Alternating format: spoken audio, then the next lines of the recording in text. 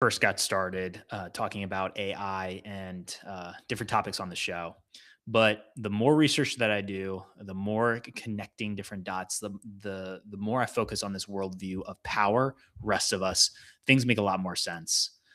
This climate change narrative of putting and making individuals feel guilty for not doing their part in protecting the environment. Yet, in that same breath, you have this national message that AI is the future and that we have to support the growth of this industry. Yet, looking at the impact that it's having on our environment and the massive amount of pollutants relating to CO2 equivalent or CO2 equivalent emissions releases from overall data centers that include, again, for the estimates, 15 to 25% of AI usage within the less than 6,000 data centers here in the US.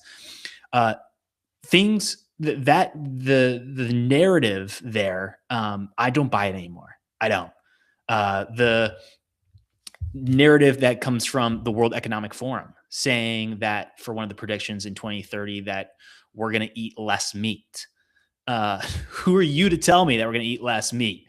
That it comes back to I'm getting a headline from the World Economic Forum, and I shared this headline before with you, where it was an article that said 2025, the year companies prepare to disrupt how work gets done. And there's a quote here. I'll quote this. So it goes, "We are entering one of the largest change management exercises in history, and every business leader and professional will need to embrace it in order to unlock the value of AI. This will usher in a new level of transformation that organizations' employees have never witnessed before." End quote. So you're getting that article, but then there's messaging from the World Economic Forum saying that we're in this.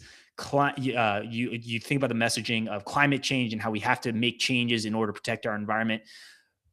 But then why are we saying that we're gonna move forward and AI is gonna be future and we have to get on board for that future? You start to question things where it doesn't make any sense. You get curious, you ask questions. That's really important to be able to do that on this show. And as small business owners, to think that you don't have a big voice in shaping the future is an absurd thought, because whatever anyone tells you on a national level for messaging to international level, there here in the US, there are 33 million small businesses that employ 45% of the private workforce. 99% of all businesses here in the US are small businesses. So the future, small businesses get to help shape that future. And it's important for us to unite in order to have a bigger voice in shaping that future. But to think that you don't have a voice in it is ridiculous and absurd. And it's important here in the US for us to preserve our individual freedoms, the freedom to be able, freedom of speech, to be able to share and have discussions about these type of topics. Because again, they can be complex and nuanced, because I said it before here, I lean towards more free market capitalism where we can understand, we can have less government involvement in these industries, where unnecessary regulations make no sense. Let's get rid of that. Localize more government involvement, being able to localize supply chain. And then I also realized that, do we, as American citizens, do we have information? Do we have understanding? Do we have transparency? Do we are we informed as to what is going on within our industries as small business owners and as Americans? And it's important for you to understand what is going on in your industry. What is the history of your industry? It's important to take that space for yourself to be able to do that. And I know how easy it is to stay in your own small world and focus on making sure that you can get a profit for your business, to reinvest into it, make sure your basic needs are met. I understand it's a lot of work. You're like, Artie, you're telling me to add more onto this, and I get it. That it can be a lot, but it's really important. Small businesses cannot ignore this any longer, because I come back to economic disorder leads to political radicalism. And in order for us to continue to improve this country and move this country forward and fight for our republic, we've got to bring economic order to the over 1,000 industries here in this country. And small businesses, you play a part in that for real meaningful change. So this narrative, it's like back and forth, that just doesn't make any sense. It feels hypocritical. You know, you read it and you're like, you think it's hypocritical, and then I'm supposed to, as an individual, feel guilty for not doing my part in supporting this planet, because I do want to be able to take care of the planet that we live on and be a steward. But then you see when the amount of pollutants that can come out of these data centers, how absurd it is that there's this narrative of, okay, this is going to be the future. And I also believe in advancements in technology that I can see the benefit with that. I use AI, I use Gronk for a large language learning model to help with my research. And so I do see the benefits of AI, but then I'm not naive to there can be sinister ways that this technology can be used. And I've talked about before, dynamic pricing is one of those. So that's where the nuance comes in. That's where we have to bring our critical thinking into understanding how do we move forward for the future, where America's future is a small business renaissance. So I do want to get into what happened with the fastest ever built AI data center and get into understanding what happened there, what is going on for the bigger conversation relating back to electricity usage, to pollutants, and the discussions that are being had around this. And this is not going to be the only show I'm going to be talking about this. I'll be talking about this more moving forward. But again, it's like being able to wake up to what's going on here, which is you got global elites that are trying to tell the rest of us what to do, and that we're just supposed to get on board and accept it without actually putting in our input and our voice. And that's where, again, small businesses being able to unite to have a bigger voice, and so we can work with elected officials that care about their citizens and want to better the communities overall. And it comes back to how can we raise the bottom 50% of small businesses? What ripple effect can that have? Okay, rather than constantly trying to chase that 1%, how can we raise the bottom 50% of small businesses and finding those solutions moving forward? So let me get into the breakdown of what happened with XAI's Colossus data center, the timeline for this, and then get into some more insights around this, what's going on for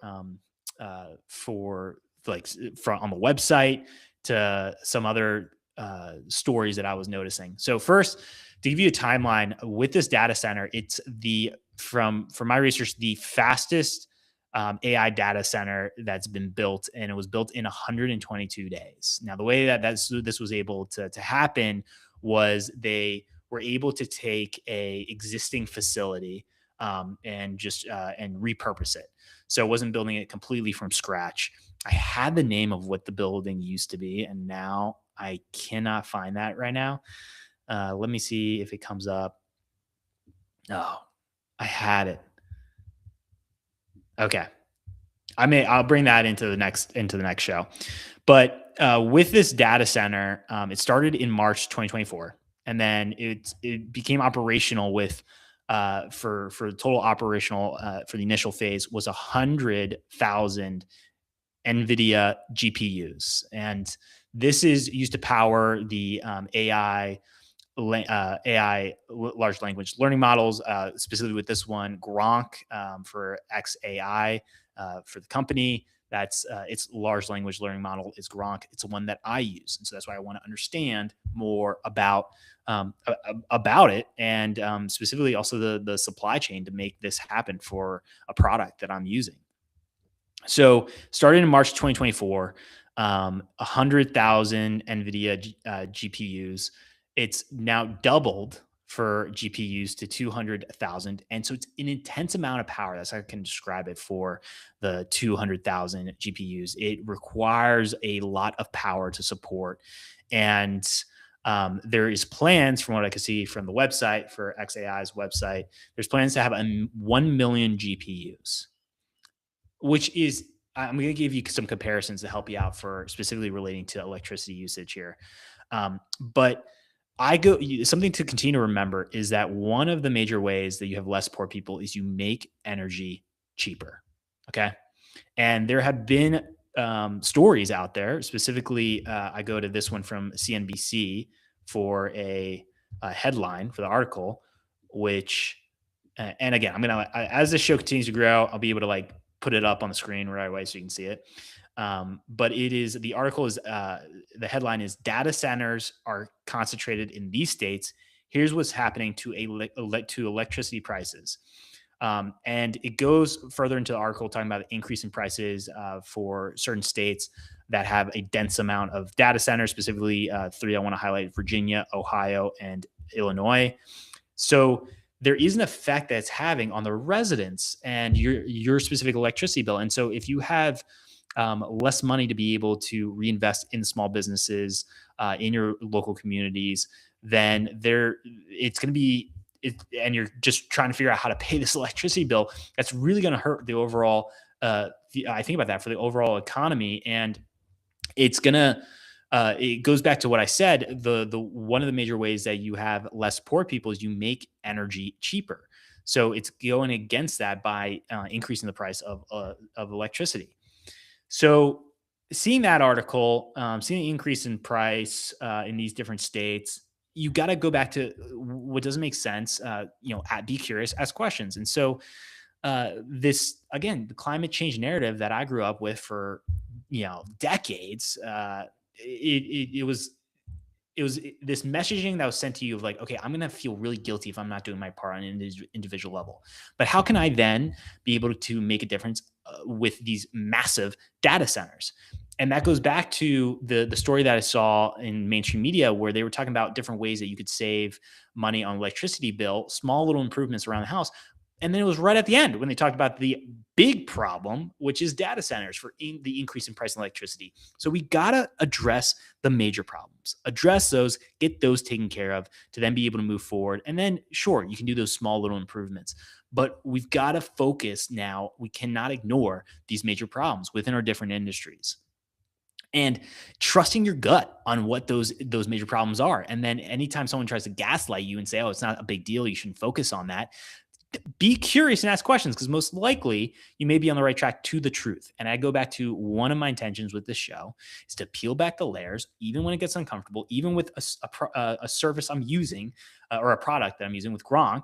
And I'm going to peel back the layers and understand what the truth is so that we can then, because I've said it before with the truth, it can be shocking at times it can be shocking, it can be overwhelming, and it can give you peace to then understand what we're dealing with and how we can move forward. And I know for us as Americans, and I think about it, we know when something in our gut feels off, and we then, at times we either choose we're going to explore that more or we just ignore it.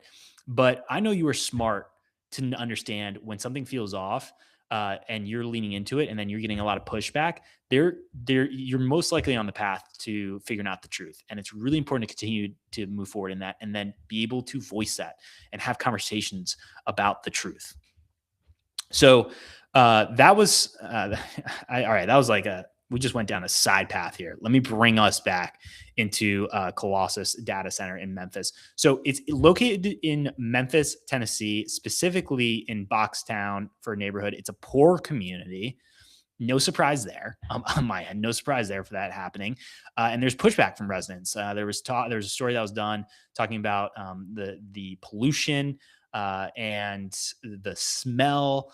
Because you think about these data centers when they're going 24/7, and specifically with Colossus, it started with natural. So there was natural gas turbines that were being used initially. Some of those have been phased out. There's a permit for 15 turbines, and so that you have pollutants that are being that are being produced, and then you think about what the sound. I mean, I have not been near a data center. If you've been near a data center, you could tell me if there's a really loud, if it's really loud for sound, what the effects are. But I wouldn't like a data center in my backyard. I wouldn't want that. So no wonder it's in a poorer community. Like no surprise there. But there are plans for another data center, Colossus 2, in Whitehaven, which is a neighborhood, and again, poor community. No surprise there, in Memphis, Tennessee. And on the website, well, first you think about with technology and its improvements, it can help with efficiency. It can help with different tasks that are redundant. And as I said before, I really like with the messaging that you can get with AI. It's like, oh man, this is so cool for what the future could be like. It's that type of messaging, but you have to understand the pendulum swing that can happen, which is what is the impact that this can have in our environment, And then specifically relating to if it's health, to energy usage, to overall quality of life for citizens. And I think about this for Americans. It's like, how do we continue to raise the 50% of small bottom 50% of small business owners and raise that up? And what's a ripple effect that can happen? Because again, the excuse that comes up is always jobs is one, the money we'll get. But then when you notice different stories out there, like the Minnesota fraud that's involving our tax-paying dollars, you again go back to question where things don't make sense. Be curious and ask more questions. But here's a quote from the website that I want to share with you from XAI's Colossus. So it goes. We go further faster. We were told it would take 24 months to build. So we took the project in our own hands, questioned everything, removed whatever was unnecessary, and accomplished our goal in 4 months. And then end quote. And then here's another quote. Our path of progress, we're moving toward a future where we will harness our cluster's full power to solve intractable problems. What's one seemingly impossible question you'd answer for humanity? End quote. I'm with you on positive vibes. I like positive vibes. I like for the future. As I said, America's future is a small business renaissance. I get excited for young people wanting to put in the work to think long term for future generations and to clean up the mess that we've experienced and how this system of capitalism has been rigged for. I think about that for decades within my lifetime, how it's been rigged. And you can think back to not just fiscal policies or you think about fiscal policies to then purchasing power for the individuals, but also quality of life as well. And I said before, the norm's not working anymore. Over $38 trillion in debt as a country. You have Gen Z, the most in debt generation for their age in the history of the US. You have a lot of young people that are lost and haven't figured out their purpose. And then it's becoming very unaffordable for a lot of Americans to be living in cities and towns. So the norms doesn't work. It isn't working anymore. Change is inevitable. You're feeling that. And so that's why as small business owners, we got to channel that future and move it forward. So let me get into the energy output. Right now, for the estimates for what I could find, there's like 150 to 300 megawatts for the data center. If you were to estimate it operating continuously, full load operation, the estimates for what it could be in a year, and again estimates here, is 2 terawatt hours.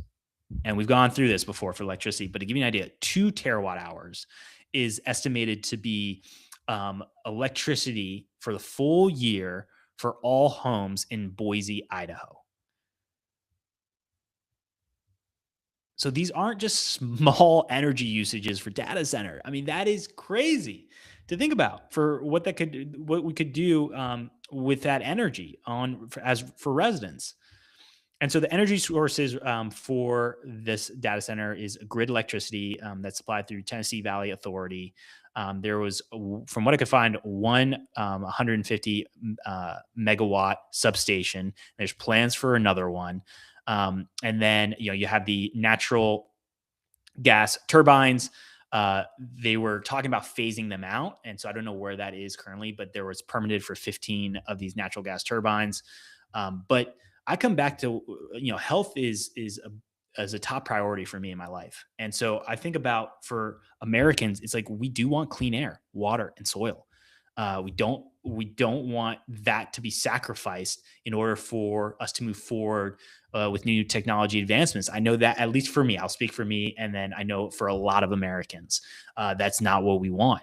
And this is where, as small business owners, we get to put the boundaries on what AI's impact is going to be in our daily lives, right?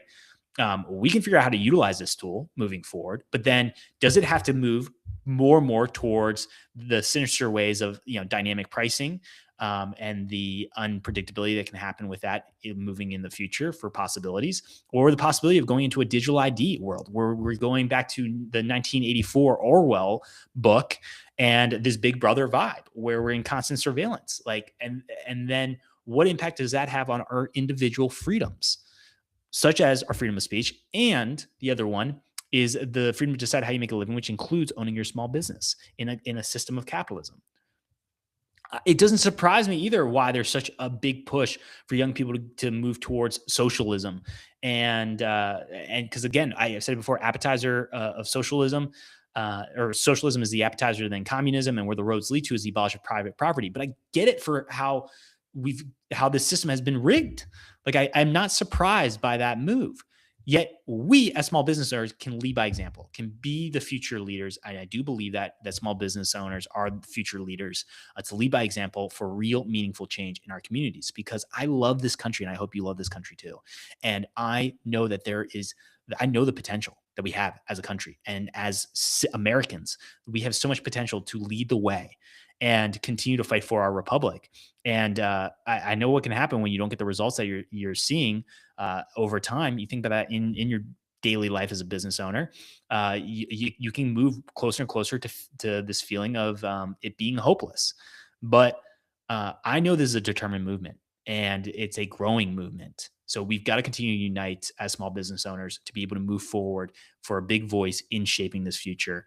But this is not going to be, again, the last show talking about these data centers, but it's just important to continue to bring up where things don't make sense, where it's just reminding me of like a helicopter parent, global elites being the parent, the rest of us are kids, and it's this surveillance, this goal of surveillance. Again, for potential futures, going back to the book 1984 Orwell, and it's not crazy to say stuff like that. It's not crazy. Noticing the patterns and noticing the areas that just don't make any sense that you can look up. I mean, as I go back to the World Economic Forum, you can look up the article that I shared for the headline. You can look up at then the messaging relating to how we need to change our behaviors because of climate change. That doesn't make any sense. And the more we ask questions, the more we're curious, the bigger our voice can become in shaping the future. So I'll see you guys tomorrow.